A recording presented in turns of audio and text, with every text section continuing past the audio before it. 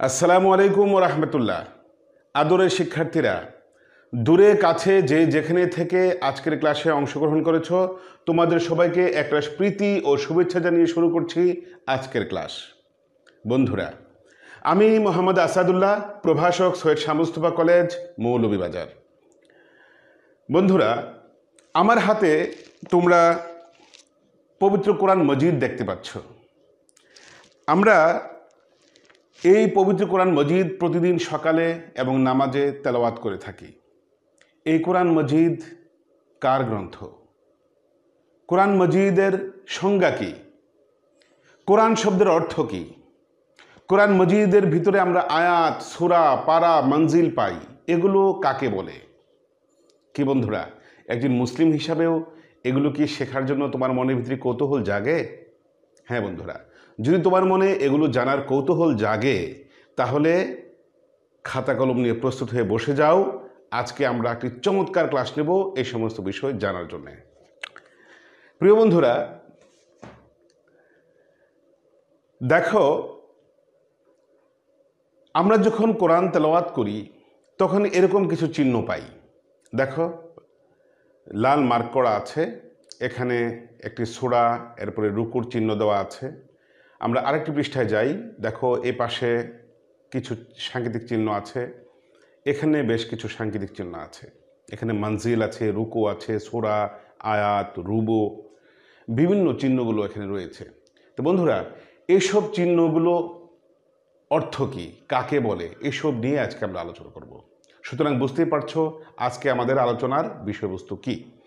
আজকে আমাদের আলোচনার বিষয়বস্তু হচ্ছে আল কোরআনের পরিচয়। তা বন্ধুরা, আজকের এই ক্লাস থেকে আমরা কি কি শিখতে পারবো চলো দেখে নিই। এই পাঠ শেষে শিক্ষার্থীরা শিখতে পারবে পবিত্র কোরআন মজিদের সংজ্ঞা লিখতে পারবে, পবিত্র কোরআন মজিদের কিছু পরিভাষা ব্যাখ্যা করতে পারবে, পবিত্র কোরআন মজিদের বৈশিষ্ট্য বিশ্লেষণ করতে পারবে। তাহলে বন্ধুরা, প্রথম যে শিকন ফলটি নিয়েছি, পবিত্র কোরআন মজিদের সংজ্ঞা লিখতে পারবে, চলো পবিত্র কোরআন মজিদের সংজ্ঞা নিয়ে আমরা আলোচনা শুরু করে দিই। পবিত্র কোরআন মজিদের বিষয়গত তাৎপর্য ও অন্তহীন গুরুত্বের জন্য আরবি ভাষা বিজ্ঞানীগণ এর নামটিকে নিয়ে বিশেষ গুরুত্বের সাথে বিশ্লেষণ করেছেন। তাই আমরা দেখতে পাই যে আরবি ভাষাবিদগণ বলেছেন যে আল কোরআন এই শব্দটি দুটি মূল শব্দ থেকে উৎকুলিত হয়েছে। দুটি শব্দ মূল থেকে উৎকুলিত হয়েছে, একটি হলো কারউন, আরেকটি হচ্ছে কারনুন। কারউন শব্দের অর্থ হলো পাঠ করা, আবৃত্তি করা, আর কারনুন শব্দের অর্থ হলো মিল, সামঞ্জস্য বা একত্র করা। যেহেতু আল কোরআন বিশ্বে সবচেয়ে বেশি পঠিত কিতাব, এজন্য এর নামকরণ যথার্থ, কারণ কারা শব্দের অর্থ হলো পাঠ করা, আর কারনুন শব্দের অর্থ হলো মিল, সামঞ্জস্য, ছন্দের মিল। যেহেতু পবিত্র কোরআন পুরোটাই এরকম একটা শব্দের গাঁথনি, ফাসাহাত, বালাগাতে ভরপুর, তাই কারনুন থেকে যদি উৎকুলিত হয়েছে কোরআন শব্দটা ধরা হয়, তাহলেও এর নামকরণ যথার্থ হয়েছে। অর্থাৎ পবিত্র কোরআনে অনেক মিল আছে, ছন্দ আছে। তো বন্ধুরা, এই ছিল আমাদের কোরআন শব্দের আবিধানিক অর্থ। এবার আমরা আলোচনা করব পবিত্র আল কোরআনের পারিভাষিক অর্থ। আল্লামা আবুল বারাকাত আন-নাসিবি রহমতুল্লাহ আলাইহি বলেছেন আল কোরআনের সংজ্ঞায়, হুয়াল কিতাব আল মুনাজ্জাল আলা রাসূল সাল্লাল্লাহু আলাইহি ওয়াসাল্লাম আল মাকতুবুন ফিল মাসাহিফি আল মাকতুবু ফিল মাসাহিফি আন মানকুলু আনহু নাকলান মুতাওয়াতিরান বিলা শুবহাতিন। বন্ধুরা, আল্লামা আবুল বারাকাত আন-নাসিবি রহমতুল্লাহ আলাইহি একজন বিশ্ববিখ্যাত ইসলামিক স্কলার। তিনি বলেছেন আল কোরআন হুয়াল কিতাব আল মুনাজ্জাল আলা রাসূল সাল্লাল্লাহু আলাইহি ওয়াসাল্লাম আল মাকতুবু ফিল মাসাহিফি আল মানকুলু আনহু নাকলান মুতাওয়াতিরান বিলা শুবহাতিন। আল কোরআন হচ্ছে আল্লাহ তাআলার কালাম, যা লৌহে মাহফুজ থেকে জিবরাইল ইসলামের মাধ্যমে নবী করিম সাল্লাল্লাহু আলাইহি ওয়াসাল্লামের উপর অবতীর্ণ হয়েছে এবং সেটা একটা গ্রন্থে লিপিবদ্ধ করা হয়েছে এবং সেটি নবী করিম সাল্লাল্লাহু আলাইহি ওয়াসাল্লামের কাছ থেকে আমাদের কাছে এসে পৌঁছেছে মুতাওয়াতির পদ্ধতিতে। দেখো বন্ধুরা, এখানে লেখা হয়েছে মানকুলু আনহু নাকলান মুতাওয়াতিরান বিলা শুবহাতিন। মুতাওয়াতির পদ্ধতিতে আমাদের কাছে এসে পৌঁছেছে সন্দেহাতীতভাবে। তো মুতাওয়াতির কাকে বলা হয়? মুতাওয়াতির বলা হয় এমন কোনো বর্ণনা যা এত অধিক সংখ্যক লোক সেটাকে সত্যায়ন করেছে বা সেটাকে মেনে নিয়েছে যে এত অধিক সংখ্যক লোককে মিথ্যা প্রতিপন্ন করা কোনো সুস্থ বিবেকবান মানুষের দ্বারা সম্ভব নয়। অর্থাৎ লাখো কোটি জনতা এটার সত্যায়ন করেছে এবং লাখো কোটি জনতার সত্যায়নের মাধ্যমেই যুগের পর যুগ সেটা আমাদের কাছে এসে পৌঁছেছে। তো বন্ধুরা, এই ছিল পবিত্র কোরআনের সংজ্ঞা। এই সংজ্ঞাটিকে তুমি ভালোভাবে আত্মস্থ করো এবং এর সংজ্ঞাটা যখন তোমাকে লিখতে বলবো তখন তুমি সেটা তোমার নিজের ভাষায় লিখবে এবং উদ্ধৃতি হিসাবে এই সংজ্ঞাটিও তোমরা সেখানে দিতে পারো, কিন্তু একটু ব্যাখ্যায় তুমি তোমার নিজের ভাষায় আর একটু গুছিয়ে লিখতে পারো। এবার তোমাদেরকে একটি একক কাজ দিব। একক কাজটি হচ্ছে পবিত্র কোরআনকে কোরআন কেন বলা হয়। পবিত্র কোরআনকে কোরআন কেন বলা হয়? বন্ধুরা, আমার আগের আলোচনা এই বিষয় নিয়ে একটু আলোচনা করেছিলাম, সেটা যদি তোমার মনে থাকে তাহলে অনায়াসে উত্তর লিখতে পারবে। আর কোরআনের সংজ্ঞাটি লিখে ফেলো। আর এখানে দেখতে পাচ্ছ গুগল ক্লাসরুমের একটা কোড লিখে দিয়েছি। তুমি গুগল ক্লাসরুমে গিয়ে এই উত্তরগুলো সাবমিট করে দাও, আমি পেয়ে যাব, আমি মূল্যায়ন করে তোমাদেরকে ফিডব্যাক দেব। বন্ধুরা, এরপরের শিক্ষণফল ছিল আমাদের পবিত্র কোরআন মজিদের কিছু পরিভাষা ব্যাখ্যা করতে পারবে। বন্ধুরা, এই যে লাল দাগ দিয়ে আমি মার্ক করেছি, এটা নিয়ে এখন আমরা আলোচনা করব। চলো আমরা শুরু করে দিই। প্রথমে আমরা আলোচনা করব আয়াতের পরিচয়। আল আয়াত এই শব্দটি একবচন, এর বহুবচন হলো আয়াত। এর আবেদনিক অর্থ চিহ্ন, নিদর্শন, শিক্ষা, তাৎপর্য, উপদেশ, মুজিজা ইত্যাদি। সবগুলো অর্থই ভালোভাবে আত্মস্থ করবে। যাতে আয়াত শব্দের অর্থ কি, তিনটি সঠিক উত্তর এখান থেকে উঠিয়ে দিয়ে একটি ভুল উত্তর দিল, তাহলে যেন তুমি মার্ক করতে পারো ওইটি হচ্ছে ভুল উত্তর। সুতরাং ভুল করা যাবে না। চিহ্ন, নিদর্শন, শিক্ষা, তাৎপর্য, উপদেশ, মুজিজায় সবকিছু আয়াত শব্দের অর্থ। কিন্তু আয়াত কাকে বলে চলো দেখে নিই। আয়াতের পারিভাষিক সঙ্গে আল্লাহ মুফতি আমিমুল ইহসান রহমতুল্লাহ আলাই, যিনি বাইতুল মুকাররমের একসময় খতিব ছিলেন, বাংলাদেশের একজন প্রথিতযশা আলেম, একাধিক গ্রন্থ রচয়িতা, তিনি বলেছেন আল আয়াতু তাইফাতুম মিন কালিমাতিল কোরআন মুতামাইয়িজাতুম বিল ফাসল। কোরআন মজিদের বাক্যসমূহকে আয়াত বলা হয়। কোরআন মজিদের এক একটি বাক্যকে আয়াত বলা হয়। এই আয়াতগুলোকে একটি আয়াত থেকে আরেকটি আয়াতকে বিশেষ বিরাম চিহ্ন দ্বারা পার্থক্য করা হয়। এটাই হলো আয়াত। তো বন্ধুরা, যেমন কুল হুয়াল্লাহু আহাদ, এটা একটি আয়াত। ইযা জাআ নাসরুল্লাহি ওয়াল ফাতহ, এটি একটি আয়াত। আবার আলিফ লাম মিম, এটিও একটা আয়াত। তো বন্ধুরা, আমরা আয়াত নিয়ে জানলাম। এবার আমরা আয়াতের বেশ কিছু তথ্য তোমাদের সামনে উপস্থাপন করব। দেখো, পবিত্র কোরআনে আয়াত আছে 6336টি। যদিও আমরা অনেকে জানি 6663টি, কিন্তু আসলে এটি একটি মত, কিন্তু সবচেয়ে বিশুদ্ধতম মত হচ্ছে 6336টি।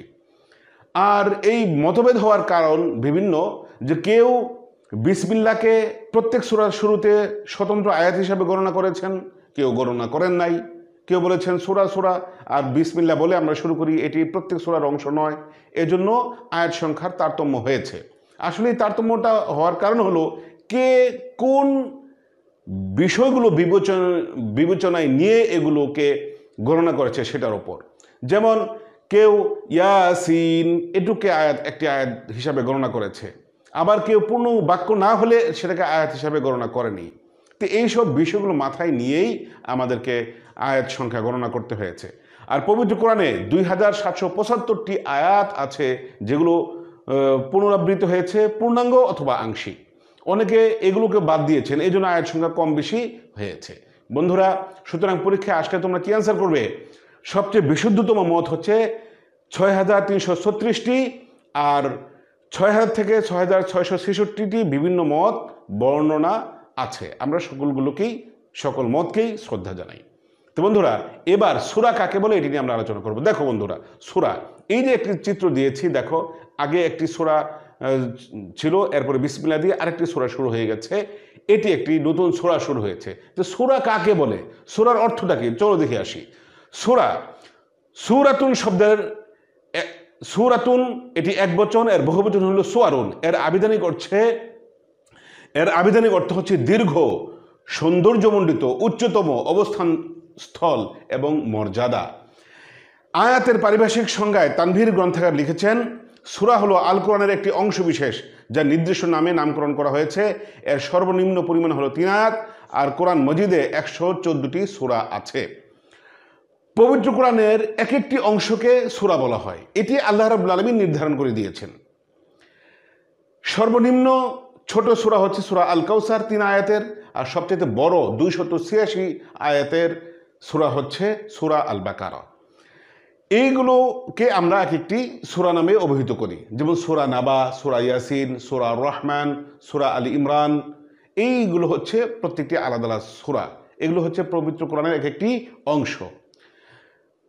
লৌহে মাহফুজে এগুলো এইভাবেই সংরক্ষিত আছে। আর আমরা আমাদের যে হাতে কোরআন পেয়েছি গ্রন্থাকারে, গ্রন্থবদ্ধ কোরআন, আল কোরআন, এটাও ওই লৌহে মাহফুজের মতোই হুবহু একই রকম। তো বন্ধুরা, আমরা সূরার পরিচয় পেয়ে গেলাম। এবার আমরা রুকু নিয়ে আলোচনা করব। রুকু কাকে বলা হয়? রুকু শব্দটা হলো অনুচ্ছেদ, বশ্যত স্বীকার করা, আনত হওয়া, নত হওয়া। আমরা নামাজের ভিতর রুকু দিই, ওখানে হলো এই আনত হওয়ার অর্থ। আর আমরা পবিত্র কোরআনে বেশ কিছু রুকু পাই, এই রুকুর অর্থ হচ্ছে এখানে অনুচ্ছেদ, অর্থাৎ এক একটি প্যারা, এক একটি অনুচ্ছেদকে পবিত্র কোরআনে রুকু বলা হয়। হযরত ওসমান গনি রাদিয়াল্লাহু তাআলা আনহু তারাবির নামাজে এক একটি করে রুকু তেলাওয়াত করতেন এক এক রাকাতে, অর্থাৎ উনি একটি করে বর্ণনা, একটি অনুচ্ছেদ তিনি তেলাওয়াত করতেন। এই যে রুকু, অনেকে ভাবেন যে পবিত্র কোরআনে যেমন সেজদার আয়াত আছে, সেজদার আয়াত আসলে সেজদা করতে হয়, রুকু আসলে বোধহয় রুকু করতে হয় না। বন্ধুরা, আসলে ওসমান গনি রাদিয়াল্লাহু তাআলা আনহু এক এক রুকু পর্যন্ত গেলেই উনি রুকুতে গিয়ে পরবর্তী রুকু করে, মানে ওই রাকাতের কোরআন তেলাওয়াত শেষ করতেন। এর অর্থ এই নয় যে এখানে রুকু করতেই হবে, এটি রুকু করার কোনো নির্দেশ নয়, বরং এটি হচ্ছে এক একটি অনুচ্ছেদ, এটা বোঝানোর জন্য। তবে সেজদার আয়াতে আসলে আমাদের উপর সেজদা করা ওয়াজিব, সেই আলোচনা একটু সামনে আসবে। তো বন্ধুরা দেখো, পবিত্র কোরআনে মোট 540টি রুকু আছে। হযরত ওসমান গনি রাদিয়াল্লাহু তাআলা আনহু এইভাবেই পবিত্র কোরআন তারাবির নামাজে 540টি রুকুর মাধ্যমে তিনি সারা মাসের তারাবির নামাজ শেষ করতেন। তো এবার তোমাদের সামনে আলোচনা করব সেজদার আয়াত। সেজদার আয়াত তেলাওয়াত করলে সেজদা করা ওয়াজিব হয়। যেসব আয়াত তেলাওয়াত করলে আমাদের উপর সেজদা করা ওয়াজিব হয় সেগুলোকে বলা হয় সেজদার আয়াত। আর বন্ধুরা মনে রাখবে, সেজদার আয়াতে আল্লাহ রাব্বুল আলামিন প্রত্যক্ষভাবে অথবা পরোক্ষভাবে আমাদেরকে সেজদার একটা আদেশ দেন, এই জন্য আমরা সেজদাটা করি। আর পবিত্র কোরআনে 14টি সেজদার আয়াত আছে। এবার তোমাদের সামনে আলোচনা করবো জুজ কাকে বলা হয়, জুজ বা পারা। তোমরা পবিত্র কোরআন পাঠ করতে করতে দেখবে মাঝে মাঝে এরকম জুজ লেখা থাকে। জুজ শব্দের অর্থ হচ্ছে এক বচন, এর অর্থ হচ্ছে অংশ। পবিত্র কোরআনকে সমান 30টি অংশে ভাগ করা হয়েছে। এই যে পবিত্র কোরআনকে 30টি সমান অংশে বিভক্ত করা হলো, এই প্রত্যেকটি অংশকে জুজ বা পারা বলা হয়। হিজরি 86 সালে এভাবে পারার অর্ধেক, এটাকে নিসফ বলা হয়। এক পারার 4 ভাগের এক অংশকে রুবু বলা হয়। আর এক পারার 3 ভাগের 1/3 1/4 রুবু, অর্ধেককে নিসফ, এবং 4 ভাগের 3 ভাগ হয়ে গেলে সুলাসা বলা হয়। এই বিষয়গুলো তোমাদেরকে জানা থাকতে হবে। এগুলো মূলত করা হয়েছে পবিত্র কোরআন তেলাওয়াতের হিসাব রাখার জন্য, যে আমি কতটুকু পাঠ করলাম, এবং এই হিসাব রক্ষা করে কিন্তু আমাদের তারাবির সালাত আদায় করা হয়। এবার আলোচনা করব মঞ্জিল কাকে বলা হয়। বন্ধুরা দেখো, মঞ্জিল শব্দের অর্থ হলো অবতরণ স্থল। পবিত্র কোরআনকে 7 দিনে তেলাওয়াত করে শেষ রাখার সহজ হিসাব রাখার জন্য মঞ্জিলের হিসাব করা হয়েছে। কোথায় কোথায় মঞ্জিল? পবিত্র কোরআনে এরকম 7টি মঞ্জিল আছে, এখানে তার একটি তালিকা দিয়েছি। এত ভিতরের গত অনেক সময় উত্তর থাকে না, কিন্তু অন্য তথ্য নিয়ে কিন্তু শর্ট প্রশ্ন থাকে, এগুলো তোমাদেরকে মাথায় রাখতে হবে। আর তোমরা যদি বেশি জানতে চাও, এই তথ্যটুকুও খুব ভালোভাবে আত্মস্থ করতে পারো, এটাও তোমাদের বিভিন্ন কাজে আসতে পারে। তো বন্ধুরা, এবার তোমাদের সামনে পবিত্র কোরআনের কিছু মজার তথ্য উল্লেখ করব, যেগুলো প্রশ্ন আকারে আসে। দেখো, প্রথম প্রশ্ন সেটা হচ্ছে, 610 খ্রিস্টাব্দে রমজান মাসে কদরের রজনীতে হেরা পর্বতের গুহায় সর্বপ্রথম পবিত্র কোরআন অবতীর্ণ হয়। অবতীর্ণ কাল মোট সময়কাল 22 বছর 5 মাস 14 দিন। 22 বছর 5 মাস 14 দিন ব্যাপী নবী করিম সাল্লাল্লাহু আলাইহি ওয়াসাল্লামের উপর আল কোরআন নাজিল হয়েছিল। তারপরে প্রথম নাজিলকৃত পূর্ণাঙ্গ সূরা সূরা আল ফাতিহা। তারপরে সর্বপ্রথম নাজিলকৃত কোরআনের আয়াত হলো সূরা আলাকের প্রথম 5 আয়াত। ইকরা বিসমি রাব্বিকাল্লাযী খালাক বলি এই সূরার প্রথম 5টি আয়াত, সূরা আলাকের প্রথম 5টি আয়াত হিসাবে প্রথম নাজিল হয়েছে, আর পূর্ণাঙ্গ সূরা হিসেবে সর্বপ্রথম নাজিল হয়েছে সূরা আল ফাতিহা। আরো কিছু তথ্য আছে দেখো। কোরআনের প্রথম শব্দ হলো আল ইকরা। ইকরা ইকরা বিসমি রাব্বিকাল্লাযী খালাক। ইকরা মানে পড়ো, পাঠ করা। কারণ ইসলাম ধর্ম এমন এক ধর্ম যেখানে জ্ঞান চর্চার কথা বলা হয়েছে। কারণ জ্ঞান চর্চা করলে মানুষের ভিতর থেকে কুসংস্কার দূর হয়ে যায়, ধর্মান্ধতা দূর হয়ে যায়, সে জেনে বুঝে সবকিছু গ্রহণ করতে পারে। এই অন্ধের মতো অনুসরণ এটা ইসলাম চায় না। তুমি নিজে জেনে বুঝে ইসলাম মানবে। তো বন্ধুরা দেখো, তারপরে কোরআনের সর্বশেষ নাজিলকৃত সূরা হলো সূরা আন-নাসর এবং সর্বশেষ নাজিলকৃত আয়াত হলো সূরা বাকারার 281 নম্বর আয়াত। ইযা জাআ নাসরুল্লাহি ওয়াল ফাতহ, সূরা আন-নাসর এই সূরাটি পূর্ণাঙ্গ সূরা রূপে সর্বশেষ নাজিল হয়েছিল। আর সর্বশেষ যে আয়াতটি নাজিল হয়েছে 281 নম্বর আয়াত সূরা বাকারার। এই তথ্যগুলো ভালোভাবে মনে রাখবে। তারপরে দেখো বন্ধুরা, আরো কিছু প্রশ্ন আছে এখানে। পবিত্র কোরআনের প্রতি সূরাতেই বিসমিল্লাহ আছে, কিন্তু সূরা তওবায় কোনো বিসমিল্লাহ নাই। সূরা তওবায় কোনো বিসমিল্লাহ নাই। প্রত্যেক সূরার শুরুতে বিসমিল্লাহ আছে, সূরা তওবায় কোনো বিসমিল্লাহ নাই। কেন নাই? এই সূরার ভিতরে আল্লাহ রাব্বুল আলামিন আযাব গজবের কথা বেশি বর্ণনা করেছেন। এই জন্য রহমানুর রহিম নিয়ে আল্লাহ রাব্বুল আলামিন এই সূরাটি শুরু করেন নাই। আর একটি সূরা আছে যে সূরাতে 2টি বিসমিল্লাহ, সেটি হলো সূরা নামাল। সূরা নামালের ভিতরে 2টি বিসমিল্লাহ আছে। তারপরে দেখো, পবিত্র কোরআনে বর্ণিত একমাত্র সাহাবীর নাম হযরত যায়েদ রাদিয়াল্লাহু তাআলা আনহু। অনেক সৌভাগ্যবান, তার নাম পবিত্র কোরআনে এসেছে। 633 খ্রিস্টাব্দে হযরত আবু বকর সিদ্দিক রাদিয়াল্লাহু তাআলা আনহু কোরআনকে পুস্তক আকারে রূপ দেন। কোরআনের প্রথম সংগ্রহ হযরত উসমান গনি রাদিয়াল্লাহু তাআলা আনহু, এই জন্য তাকে জামিউল কোরআন বলা হয়। এটি অনেক সময় প্রশ্নে আসে। কোরআনের তাফসীরবিদ ছিলেন হযরত আব্দুল্লাহ ইবনে আব্বাস রাদিয়াল্লাহু তাআলা আনহু। কোরআন নাজিল শেষ হয় হিজরি 11 সালের সফর মাসে। বন্ধুরা, আরো কিছু প্রশ্ন আছে, এই প্রশ্নগুলো আমাদের জন্য অত্যন্ত দরকার। কোরআনের সর্ববৃহৎ সূরা হলো সূরা আল বাকারা, এর আয়াত সংখ্যা 286টি। তারপরে আল কোরআনের সবচেয়ে ছোট সূরা হলো সূরা আল কাউসার, এর আয়াত সংখ্যা 3টি। পবিত্র কোরআনের মোট সূরা 114টি, এর মধ্যে মাক্কি সূরা 92টি, মাদানী সূরা 22টি। তারপরে আছে সর্বপ্রথম কোরআনের নুক্তা হরকত প্রবর্তন করেন আবুল আসাদ আদ-দুয়াইলি। তিনি একজন বিখ্যাত আরবি ব্যাকরণবিদ ছিলেন। তিনি অনারবদের জন্যে, যারা আরবি ভাষাভাষী নন তাদের জন্য সহজে পবিত্র কোরআন পাঠ করার জন্য এই হরকত সংযোজন করেন। এখানে অনেকে বলেন যে হযরত বিন ইউসুফ দিয়েছিলেন। আসলে হযরত বিন ইউসুফ তিনি ছিলেন খলিফা, তার নির্দেশক্রমে এটা হয়েছিল, কিন্তু এর কাজটি বাস্তবে প্রয়োগ করেছিলেন আবুল আসাদ আদ-দুয়ালি রাহমাতুল্লাহি আলাই।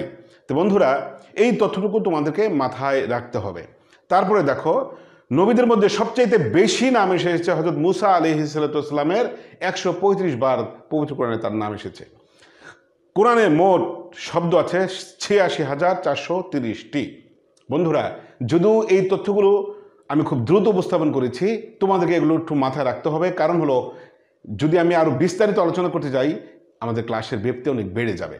তো এবার তোমাদের জন্য জোড়ায় কাজ দেবো। দেখো বন্ধুরা, জোড়ায় কাজটি হলো আয়াত ও সূরার সংজ্ঞা লেখো। আর এখানে একই ছবি একবার সোজা করে একবার কাত করে আমি এখানে দিয়েছি। এই চিহ্ন থেকে তোমরা কি বুঝতে পারছো? এর সংজ্ঞা, এর বিবরণ, বিস্তারিত বিবরণ আমরা একটু আগে আমি বর্ণনা করেছি। এখান থেকে তুমি বুঝে এই গুগল ক্লাসরুমের কোডে তোমরা উত্তরগুলো জমা দিয়ে দাও, আমি পেয়ে যাবো ইনশাল্লাহ। যদি কারো বুঝতে সমস্যা হয় কমেন্টে যোগাযোগ করো, আমি তোমাদেরকে সহযোগিতা করব। বন্ধুরা, এবার আলোচনা করব আমাদের তৃতীয় শিক্ষণফল, পবিত্র কোরআন মজিদের বৈশিষ্ট্য বিশ্লেষণ করতে পারবে শিক্ষার্থীরা। বন্ধুরা, চলো আমরা এটা দেখে নিই। আমি এটা একসঙ্গে তোমাদের সামনে পুরোটা উপস্থাপন করলাম। সেটা হলো, পবিত্র কোরআন মজিদের বৈশিষ্ট্য হচ্ছে এটি সর্বশ্রেষ্ঠ মর্যাদাপূর্ণ গ্রন্থ। এটি সর্বশেষ আসমানি কিতাব।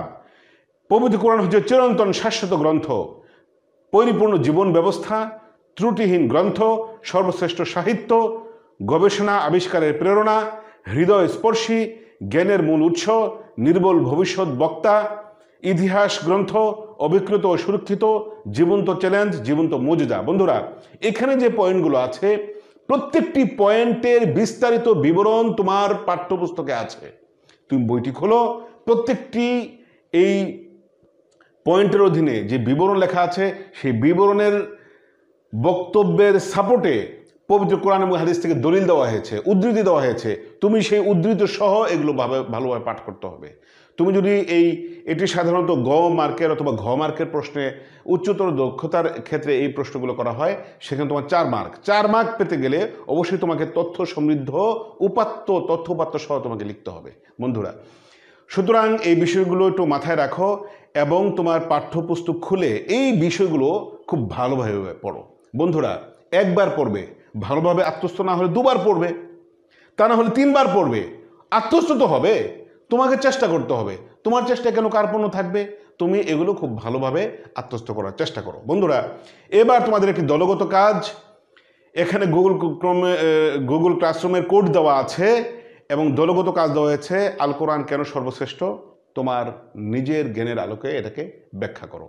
যে তথ্যটুকু এতক্ষণ যাবত এই ক্লাসে পেয়েছো, এখান থেকে যদি তোমার কোনো একটুকু জ্ঞান অর্জিত হয়, সেই জ্ঞানের আলোকে এখানে তুমি বিশ্লেষণ করো বন্ধুরা। কিভাবে গুগল ক্লাসরুমে তুমি অংশগ্রহণ করবে? তোমার মোবাইল অ্যাপে প্লে স্টোরে গিয়ে গুগল ক্লাসরুম লিখে সার্চ করো, দেখো গুগলের ক্লাসরুম এসে যাবে। তুমি ওটাকে ইনস্টল করবে। ইনস্টল করার পরে তোমার জিমেল অ্যাকাউন্ট থেকে লগ ইন করবে। লগ ইন করার পরে জয়েন্ট ক্লাস লেখা থাকবে। জয়েন্ট ক্লাসে ক্লিক করলে একটি কোড চাবে যে কোন ক্লাসে তুমি অংশগ্রহণ করতে চাও। তুমি যদি আমার এই কোডটি ওইখানে চেপে জয়েনে ক্লিক করো, তাহলে তুমি সরাসরি আমার ক্লাসের সঙ্গে যুক্ত হতে পারবে। তখন তুমি সেখানে গিয়ে অনেক তথ্য পেয়ে যাবে। তো বন্ধুরা, এবার তোমাদের মূল্যায়ন করব। মূল্যায়ন করার পূর্বে জানিয়ে দিই যে যেহেতু তুমি একা একা বাড়িতে আছো, জোড়ায় কাজ দলগত কাজ কিভাবে করবে, তাই না? তুমি ফোনের মাধ্যমে অথবা অন্য কোনো মাধ্যমে তোমার বন্ধুদের সঙ্গে যোগাযোগ করতে পারো, অথবা এই যে ক্লাসটি আমি যেখানে আপলোড দিই সেখানে কমেন্ট বক্সেও তুমি তোমার বন্ধুদের সঙ্গে যোগাযোগের মাধ্যমে সেখানে কমেন্ট করো, তোমার আরেক বন্ধু সেখানে কমেন্ট করবে। এখানেও কিন্তু তোমাদের একটা দলগত কাজ, জোড়ায় কাজগুলো আদায় হয়ে যায়। এরপরে দুজনে আলাপচারিতা করার পর, এই বিষয়টা নিয়ে দুজনে ডিসকাস করার পর তোমার যে জ্ঞান অর্জিত হলো তার আলোকে তুমি আনসার করবে। অর্থাৎ তোমাকে সাধনা করতে হবে বন্ধু। আমি তোমাকে একটু পথ দেখাতে পারি, আমি তোমাকে উৎসাহ দিতে পারি, কিন্তু জ্ঞান অর্জন তোমাকেই করতে হবে। তোমার পথ তোমাকেই হেঁটে পার হতে হবে। আমি তোমাকে কাঁধে করে পার করে দিতে পারবো না। জীবনে সফলতার লক্ষ্যে পৌঁছতে হলে অবশ্যই তোমাকে সাধনা করতে হবে। সাধনা ছাড়া এই পৃথিবীতে কোনো মনীষী, কোনো ব্যক্তি সফলতা অর্জন করতে পারেনি। সফলতা এমন এক জিনিস, সাধনা ছাড়া, চর্চা ছাড়া কারো হাতে ধরা দেয়নি বন্ধুরা। এবার তোমাদের মূল্যায়নটি হচ্ছে গুগল ফর্মে প্রদত্ত নৈবৃত্তিক প্রশ্নের উত্তরগুলো দাও। এই যে গুগল ফর্মটি দিয়ে দিয়েছি, এখানেও তোমাকে আগে লগ ইন করতে হবে। এখানে ক্লিক করলেই তোমার জিমেল আইডি দ্বারা লগ ইন করতে বলবে। লগ ইন করলেই তুমি প্রশ্নগুলো পাবে। যদি লগ ইন করা না থাকে তাহলে প্রশ্ন তোমার সামনে দৃশ্যমান হবে না। এবার বন্ধুরা দেখো বাড়ির কাজ। আল কোরআনে যে যে বৈশিষ্ট্যগুলো বিনা বাধায়, বিনা ব্যাখ্যায় তোমার মনে ধরেছে তা বিশ্লেষণ করো। উত্তর খাতায় লিখে মোবাইল দিয়ে ছবি তুলে গুগল ক্লাসরুমে জমা দাও। বন্ধুরা, আমি বেশ কিছু বৈশিষ্ট্য উল্লেখ করেছিলাম যেগুলো বিনা ব্যাখ্যায় তোমার মনে ধরেছে যে হ্যাঁ, এই ব্যাখ্যাগুলো চমৎকার, তাহলে সেগুলো নিয়ে তুমি একটু আলোকপাত করো। প্রিয় বন্ধুরা, তোমরা এতক্ষণ ধৈর্য সহকারে আমার এই ক্লাস উপভোগ করেছো, এজন্য তোমাদের সবাইকে আমি সাধুবাদ জানাই। খুব বেশি প্রয়োজন না হলে বাড়ি থেকে বের হবে না। যদি বের হও অবশ্যই মাস্ক পরিধান করে তোমরা বাইরে বের হবে। তোমার ছোট ভাই বোন, ভাগিনী, ভাতিজি যারা আছে ওদেরকেও দেখে শুনে রাখবে। পিতামাতার কথা শুনবে, নিয়মিত নামাজ আদায় করবে আর নিরাপদে থাকার চেষ্টা করবে। মহান আল্লাহ তাআলার কাছে তোমাদের সুস্থতা নিয়ে দোয়া করি। বন্ধুরা, আজকে এ পর্যন্তই। তোমাদের সাথে আবার দেখা হবে অন্য কোনো ক্লাসে। সে পর্যন্ত তোমরা আশা করি সবাই ভালো থাকবে। আল্লাহ হাফেজ।